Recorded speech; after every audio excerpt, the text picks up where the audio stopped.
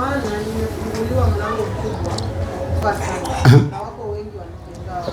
Kwa maana umefunguliwa mlango mkubwa wa kufaa sana, lakini kuna roho ya upingamizi ambayo inapinga. Nani ashaona wakati mmoja, wakati hamna pesa, wewe na mume wako mnasikilizana tu tutafanya kitu, lakini wakati pesa zinaanguka hakuna kuelewana, kila mtu njia yake, zikiisha ndio sweetie honey inakuja. Bwana Yesu atukuzwe. Na wewe bado unang'ana kuomba tu, badala kwanza ubomoe hii roho ya upingamizi ikutoke. Ikishatoka iachilie mume wako, basi utaenda mahali unataka kuenda. Ikitoka ama kama unapata pesa, ndio unasikia mwanamke anakuambia nataka kwenda nyumbani, nataka kwenda nyumbani. Tambua hii ni roho ya kufilisisha. Haleluya. Lakini wakati mna pesa, mnaitana lakini wakati mmoja anapata pesa, hapo kiburi uinuka, hapo ndio vita uinuka, hapo ndio unasikia sama safari ni mingi. Hapo utajua kwamba hii ni roho ya umaskini na divorce juu yake. Mnaishi kwa hiyo ndoa sababu mna pesa. Mwangalie huyo aliweka karibu na yeye. Mwambie unaishi tu kwa hiyo ndoa sababu una pesa.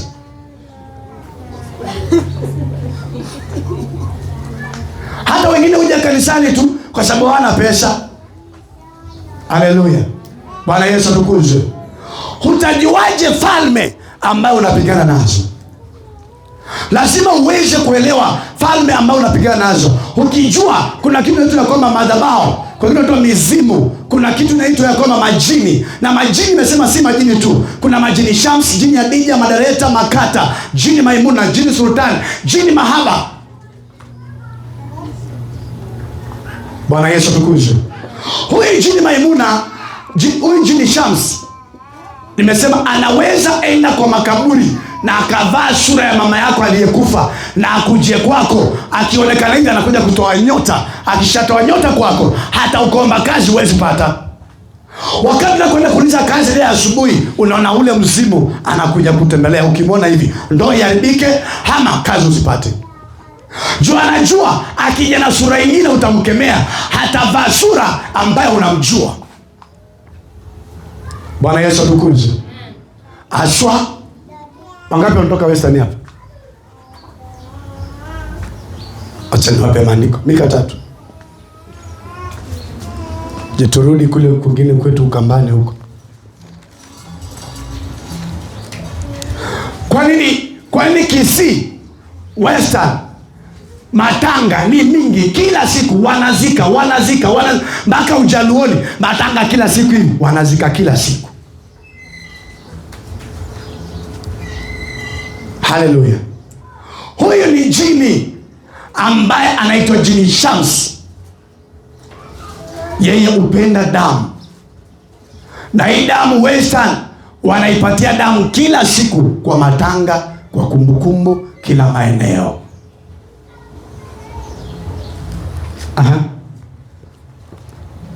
Mika 3 kuanzia penye.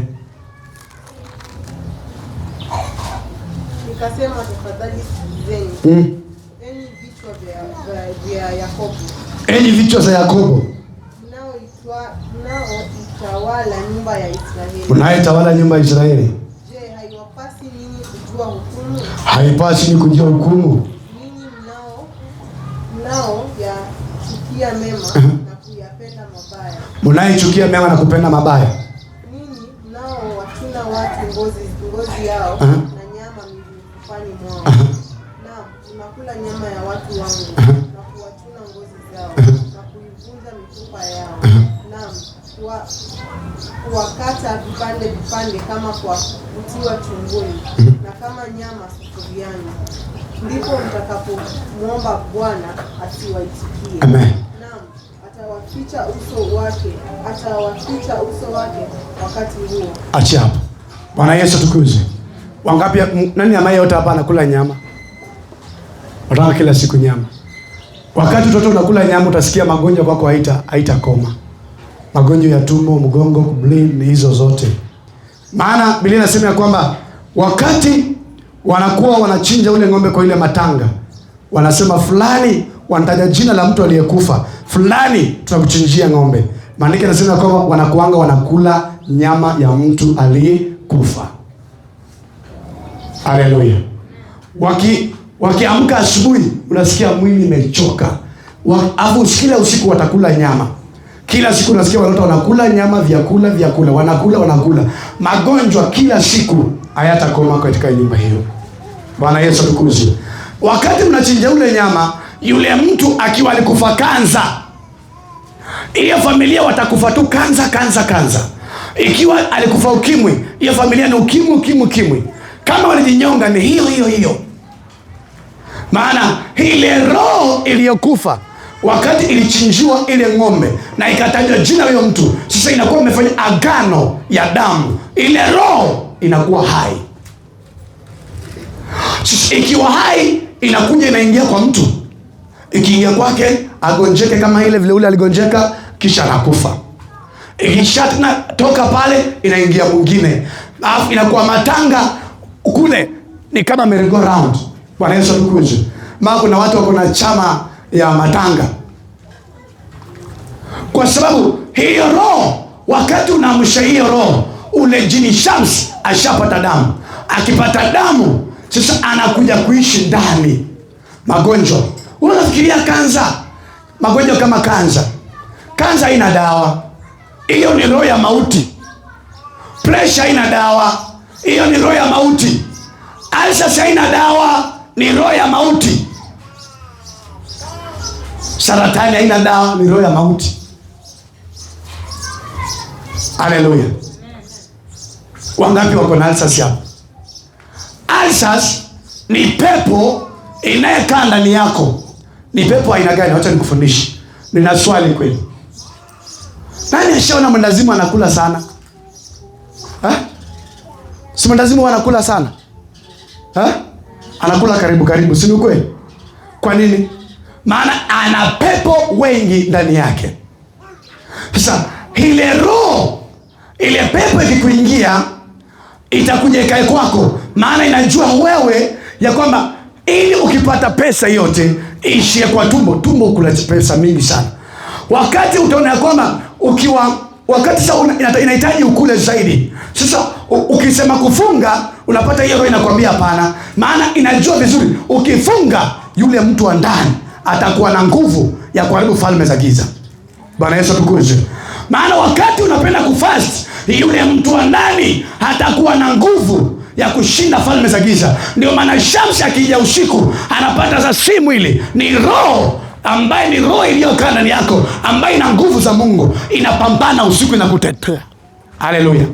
Na ili kuatakiwa usiku, utapata mtu hata si rahisi aote ndoto. Ukweli wangu. Bwana Yesu atukuzwe. Yeyote ambaye ako na alisa, sijiandae, lazima leo kutoke aurudi naye huko. Lazima uelewe namna ya kupambana. Kuna ndugu fulani tuliona naye juzi fasting 3 days. Akafast. Hakuwa na hiyo alsas. Amen. Hakuwa na hiyo alsas. Bwana Yesu atukuzwe. Maana yake alsas ni wale maroho watakuja kukaa ndani yako.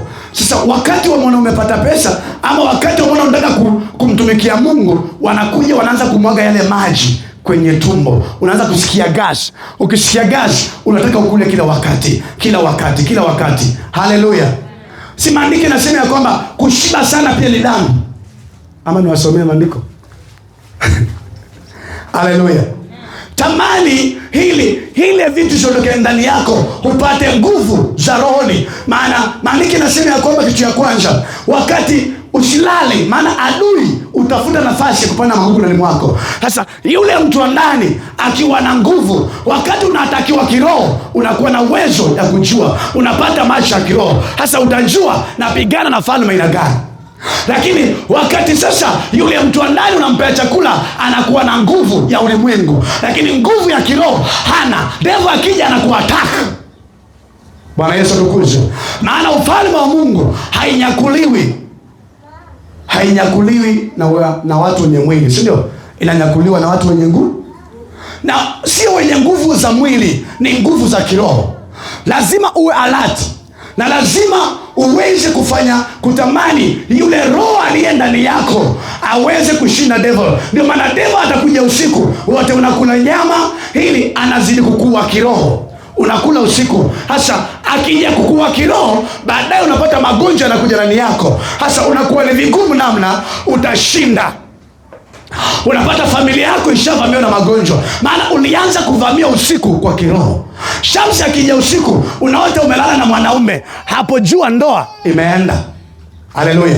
Maana yule mwanaume mwingine wa kiroho hawezi ruhusu yule mwanamke ambao uko na yeye ambaye ni wa sasa. Maana ukimwangalia huyo mke wako unaona ni kama hafai. Haleluya.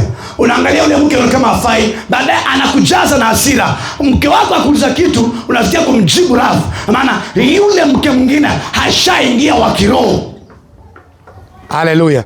Usipoishughulikia mapema, utapata sasa baadaye ataenda na atakuja sasa live. Maana hiyo roho wakati imekuataki usiku, wakati imekuataki hivyo usiku, hasa itakuja mchana, itaingia binti yeyote. Huyo binti atakuja, ukaona ya kwamba basi ndiye yeye, na kumbe ametuma kuja kuattack, lakini hakuattack siku hiyo, alikuattack usiku. Wakati huyo tumekutana naye kimwili, sasa hapo ndiye aliingia. Dada fulani akaja juzi, akasema ya kwamba pastor, mimi wakati ninaota tu ya kwamba kuna jamaa amekuja nasema kukatia, si ndio? Ama kuingiza box. Na nikakubali. So ndoa yangu wewe inavunjika hapo. Nikiangalia mume wangu hata akivaa nguo, nasema hii sana kana namna gani? Naona anakaa. So nikimwangalia ni kama ananibo. Sasa hakuwa anatambua ya kwamba yule mume mwingine hashaingia. Sasa hawezi kubali huyu akae hapo. Haleluya. Bwana Yesu atukuzwe. Hata ukiwa pia mwanamke, ukiota hiyo roho jini Shams akija ndani yako, utaona ya kwamba mume wako mtaki ama mume wako mtaki. Na huyu roho huwa anakuja wakati anajua mtaka kufanikiwa. Hili anajua hawa watu nikiwapea muda waelewana hivi, kuna mahali wanaenda. Haleluya. Akija kuja kugawa hiyo ndoa, hasa wakati mzee mpata pesa, anaficha. Unajua wazee ndio kutumia pesa, si ndio? Inabidi atumie kwa nyingine kule. Hasa utaona ni kama basi anakutumia mke mwingine, hasa atakuja live. Akija live, utaona huyu ndio yeye, anakuja na mambo mazuri. Hasa unasema acha nimpe huyu, tufanye naye maendeleo. Kumbe huyu ametuma kuja kufilisisha. Shika mtu mwambie natamani upate macho ya kiroho. Haleluya. Hasa wewe ukisubaa pale wakati umefilisika, hasa huyu mke ambaye unaungana na yeye katika ulimwengu sasa hasa ile jini inakuachilia. Ikikuachilia unafunguka macho, ushafilisika. Haleluya. Bwana Yesu atukuzwe. Ushafilisika. Natamani leo Mungu akupee macho ya kiroho uweze kuelewa unapigana na ufalme aina gani. Wakati unakuwa unaombea ndoa yako, usianze kuombea ndoa yako leo wakati iko na shida. Anza kuiombea wakati iko sawa. Kabla ule jini Shams, kabla aje kuattack, anapata kuna moto wa maombi katika maisha yako. Umezingirwa, mume wako amezingirwa na moto wa maombi. Shika mtu mkono, mwambie hii muda unatumia kujieleza kwa watu kuhusu ndoa, ungetumia hii muda kumwombea huyu unayezungumza juu yake.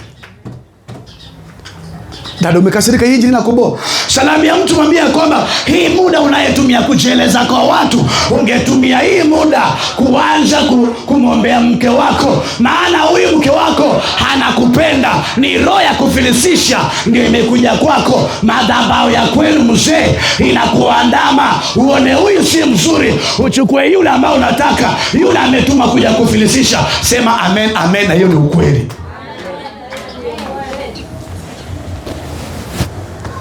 Bwana Yesu atukuzwe. Bwana Yesu atukuzwe. Lazima ujue kupigana kiroho. Natamani hii ibada inapokuwa ikikamilika ukuwe umepata macho ya kiroho. Haleluya. Sometime wewe waezaona mwendazimu amekuja kwako kuja kuomba pesa. Sikiza, huyu anatumika katika ufalme wa kiroho. Matendo ya Mitume 16:16.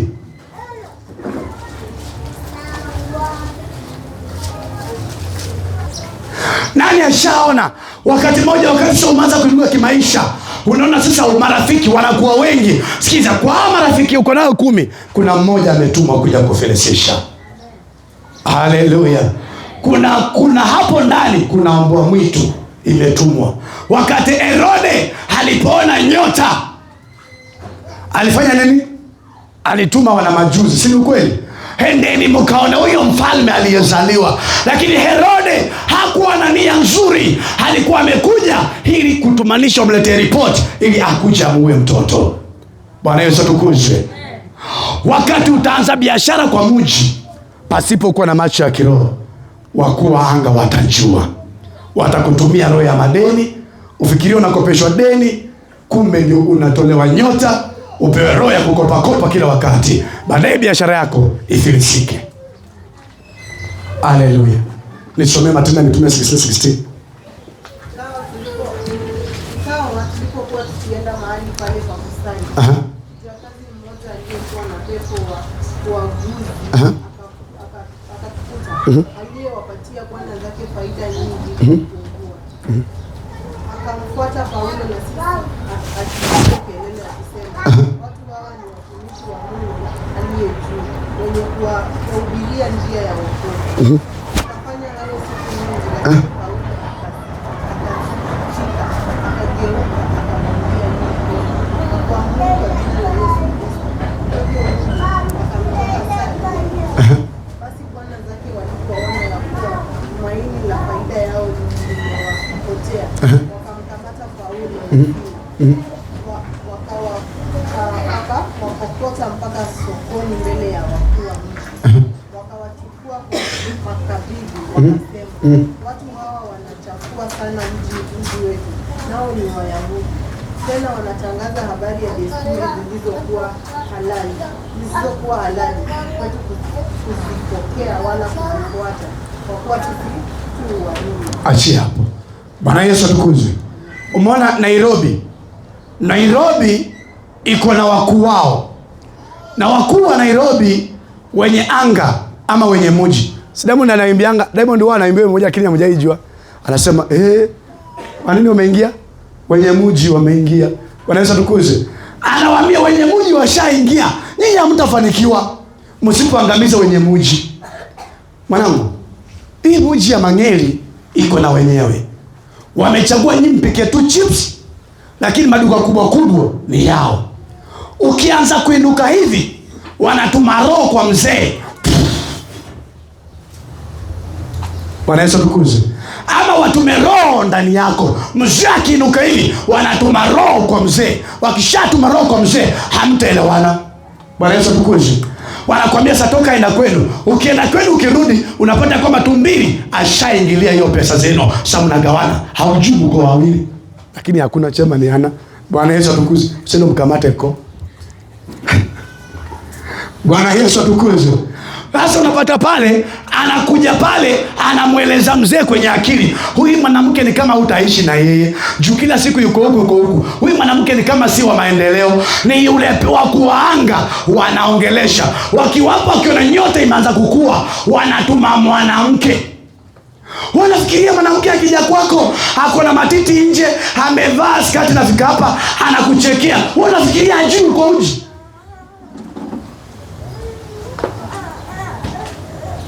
Haleluya. Bwana Yesu atukuzwe. Wanafikiria na ajui. Anajua, maana wenye mji washamtuma, maana wameona nyota inang'ara. Kukawa na kijakazi kimoja ambaye alikuwa ni kichaa. Lakini huyu mwendazimu, kumbuke, si mwendazimu tu, anatumika na wakuu wa mji. Akija kwako, anakuomba nisaidie 10 bob. Akija kwa huyu, nisaidie hii ndizi. Anakuja kwa huyu, anachukua chips moja kwa bagi yake. Akikuja kwako, anachukua kijiko yako kwa bagi yake. Anaenda nayo mpaka kwa mto. Akifika kwa mto, majini umemngojea pale. Ndivyo anavyotupa kwa hiyo mto, ndivyo maisha yako itakwenda. Hakuna biashara kuongezeka. Huyu kijakazi aliwaletea mabwana wa mji faida. Kila soko haikosi mwendazimu, ina wakubwa wake. Wale wamesichua na remote, enda kwa fulani, chukua kitu fulani 1 2 3. Anapopelekea wakuu, nyota yako wameizima. Bwana Yesu atukuzwe. Akichukua 10 yako, 10 ya huyu, amekuwekea limit ya pesa kwa maisha yako. Sasa zile pesa ukipata mingi zinawaendea wao. Roho ya maendeleo ni yao. Wewe ushike tu pesa lakini zikusaidie. Reject. Maandiko nasema ya kwamba Paulo na Sila walipoingia kwa mji wakapata msichana mmoja ana pepo ya kuagua. Haleluya. Si hapa kwenu simuona zile makanisa watu wananguruma kama waganga. Umeenda kuombea. Muganga ananguruma, pastor wako ananguruma. Bwana Yesu atukuzwe. Hana roho ya kuagua. Anakuwa wakati sasa unaenda kwake huyo kijakazi anapokuwa kwa mji, yeye anakuja kukaa hapa, anasikiza, anakumonitor, anakuambia John nisaidie 50 bob, ukamwonea huruma, ukampatia, nyota ishafungwa. Huyu kijakazi maandiko nasema alikuwa analetea mabwana wake faida. Hii mji ya Mangeli ina wakuu wake. 1, tambua Mangeli inamaanisha nini. 3, Athi River inamaanisha nini. 4, Nairobi inamaanisha nini. Machakos inamaanisha nini. Ndio utajua wakuu walianzisha. Na lazima uwashinde hawa wakuu wa anga. Danieli ameomba, lakini maombi yake imehijakiwa na mkuu mwenye anga. Haleluya. Wewe ukabaki ukaota na drive gari lakini hauioni. Ukaota kila siku mimi ni milionea, nimepata kazi lakini hauioni. Katika ulimwengu wa rohoni ndio uko nazo lakini devil hijack. Wakuu wa anga hijack. Hapa kwa anga kuna wakuu wanaekaa hapa kwa anga. Ukienda Tanzania kule Sumbawanga wana uwezo ya kutumia uteo. Wewe umelala kwa nyumba tu, wakikudharau na kujanga saa 3 unasikia juu ya dari ya nyumba kwa mabati. Nafikiria ni ndege, wakuu wameingia. Damu na kumbe wakuu wenye mji wameingia. Wenye mji sasa wameingia juu ya dari ya nyumba. Wewe ukafikiria ni ndege, ukafikiria ni mawe imerusha pale. Chunguza hiyo roho inayokuja kwa nyumba yako masaa inakuja saa ngapi? Saa 3, saa 6, saa 9. Ikikudharau sana inakuja saa 3. Hata mpange na mme wako maneno hamtawahi fanikiwa. Lazima kwanza uwe wakuu anayekaa juu ya kichwa chako. Waachilie. Wakishaachilia nyota yako, je, nyota itapenda connection mahali unataka kuenda. Haleluya. Sasa hiyo wakishuka ukiomba unahisi kama wako nyuma unaangalia. Tena unaanza tena maombi upya tena. Tena ukiomba wakuu wanaishi. Haleluya. Wewe ushajua mpaka popo ni jini. Popo. Ukitaka kujua wakuu wa mji wameingia, ikifika saa 1 kwenu west, kwenu Ushago ama hapa town, watapita popo wawili. Ni majini wameshavia mji wakuu, wampeleka report. Bwana Yesu atukuzwe. Before ufanikiwe, wao ndio wanasema ufanikiwe ama usifanikiwe. Uwe na ndoa ama usiwe na ndoa. My brother, wakiona unaanza kuinuka, wanakutumia kasichana, kanakuja, kanaharibu. Wakiona umeinuka, wanakutumia rafiki yako ambao unapenda huyo, hakulete vitina, uharibu mwenyewe ndoa yako na mume wako. Haleluya. Lazima ujue unapigana na falme ina gani. Ukitaka kujua hao hiyo popo nakwambia, ukienda kwa muhindi, huwezi kosa paka na huwezi kosa mtu ambaye anakaa chizi na mnawafanyia kazi unatarajia kufanikiwa. Lazima kwanza ushinde wale watu ndio upate haki yako. Haleluya. Lazima kwanza, si karibu saa hizi imefika wakati wa Arabu au Waislamu sio waanza kufunga. Mkristo gani umesikia anafunga? Unajua Yesu alizaliwa wakati gani? Nyinyi mnasherehekea Christmas. Waislamu wamejua Yesu amezaliwa saa hii. Tusome maandiko. Luka 1:26. Usisahau. Utajisomea nyumbani. Hii nimekwambia hawa Waarabu ndio walileta majini. Kitabu cha Isaiah 20. Isaiah 13:20. Na ndio utaona hii ndio Christmas imeanza, ndio Yesu amezaliwa. Wameona nyota, watachinja zile kafara, wanakamata nyota zenu. Amen. Juzi nikasikia mtu mmoja akaniambia, hata ako hapa atajua nasema ni yeye. Akaniambia unajua saa hii hawa Waarabu sasa wako busy, hawata tusaidia chochote. Bwana Yesu atukuzwe. Sasa kuna kuja roho ya umaskini. Wakristo washajipanga juu wamejua kwamba hawatapata ile vitu, si ndio? lakini kwa sababu wenye mji tayari wanaenda kuchukua nyota ya Bwana wetu Yesu Kristo. Na wasomea maandiko sahihi. Lakini wewe Mkristo haujui, mwaka ikianza ni ngumu kwako. Nataka nikufundisha namna ya kuchukua nyota. Nyota hata ufanye kazi namna gani na ujui kuiba nyota ni bure tu. Luka 1:36. Tuone huyu Yesu. Waislamu wanajua vizuri huyu Yesu wenu ndiye anazaliwa sasa hivi. Lakini nyinyi mwasherehekea Christmas wakati Baraba, mwizi, hiyo matakataka zimefunguliwa. Na ndio maana Christmas vifo ni vingi, uchafu ni mingi, ukahaba ni mwingi, divorce ni nyingi. Waislamu washajua wenye mji. Waebrania nasema ya kwamba licha Yakobo alipokonya Esau nyota, lakini Esau halali anatafuta nyota yake. Msalamu akiamka saa 10 anasema halakban, hashai kama tanga. Wewe unanyoroka miguu. Unaota ndoto mbaya, unakula manyama. Na umeokoka, ukiamka tumbo, mgongo, kwa hospitali. Nyumala. Mtu anisome, tuone Yesu alizaliwa wakati gani? Luka 1:26.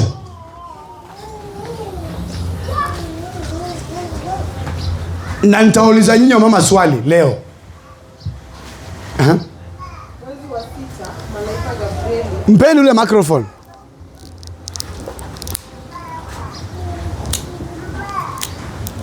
Aya, sikiza kwa makini hiyo maandiko.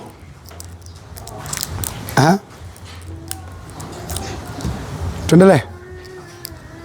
Mwezi wa 6, malaika Gabrieli alitumwa na Mungu kwenda mpaka mji wa Galilaya, jina lake Nazareti, kwa mwanamwali bikira aliyekuwa ameposwa na mtu jina lake Yusufu, na wambari ya Daudi, na jina lake bikira huyo ni Mariamu. Akaingia nyumbani kwake akasema, salamu aliyepewa neema, Bwana yu pamoja nawe. Naye akafadhaika sana kwa ajili ya maneno yake. Akawaza moyoni, salamu hii ni ya namna gani? Malaika akamwambia, usiogope Mariamu, kwa maana umepata neema kwa Mungu. Tazama, utachukua mimba na kuzaa mtoto mwanamume, na jina lake utamwita Yesu. Huyo atakuwa mkuu, ataitwa mwana wa aliye juu, na Bwana Mungu atampa kiti cha enzi cha Daudi baba yake. Atamiliki nyumba ya Yakobo hata milele, na ufalme wake utakuwa hauna mwisho. Mariamu akamwambia malaika, litakuwaje neno hili, maana sijui mume? Malaika akamjibu akamwambia, Roho Mtakatifu atakujilia juu yako, na nguvu zake aliye juu zitafunika kama kivuli. Kwa sababu hiyo kitakachozaliwa kitakuwa kitakatifu, mwana wa Mungu. Tena tazama, jamaa yako Elizabeti naye amechukua mimba ya mtoto mwanamume katika uzao wake, na mwezi huu ni wa 6 kwake yeye aliyeitwa tasa, kwa kuwa hakuna neno lisilowezekana kwa Mungu. Mariamu akasema, tazama, mimi ni mjakazi wa Bwana, na iwe kwangu kama ulivyosema. Kisha malaika akaondoka akaenda zake. Endelea. Basi Mariamu akaondoka siku hizo, akaenda hata nchi ya milimani kwa haraka mpaka mji mmoja wa Yuda. Akaingia nyumbani kwa Zakaria, akamwamkia Elizabeti. Ikawa Elizabeti aliposikia kule kuamkiwa kwake Mariamu, mtoto kichanga kikaruka ndani ya tumbo lake Elizabeti. Akajazwa Roho Mtakatifu. Akapaza sauti kwa nguvu akasema, umebarikiwa wewe katika wanawake, nao mzao wa tumbo lako amebarikiwa. Limetokeaje neno hili, hata mama wa Bwana wangu anijilie mimi? Maana sauti ya kuamkia kwako ilipoingia masikioni mwangu, mtoto mchanga akaruka kwa shangwe ndani ya tumbo langu. Naye heri aliyesadiki, kwa maana yatatimizwa aliyoambiwa na Bwana. Achia. Bwana Yesu atukuzwe. Mwezi wa 6, malaika Gabrieli akamwendea Mariamu. Akamwambia Mariamu. Mariamu akashinda, ni salamu ina gani? Lakini namwambia ni mwezi wa 6, Elizabeti pia na ujauzito wa miezi ngapi? 6. Hiyo mwezi wa 6 malaika akaongea na Mariamu akamwambia utapokea ujauzito. Mariamu akatoka saa hiyo kwenda kwa Elizabeti. Elizabeti anamthibitishia Mariamu, uko na ujauzito. Hiyo mwezi wa 6.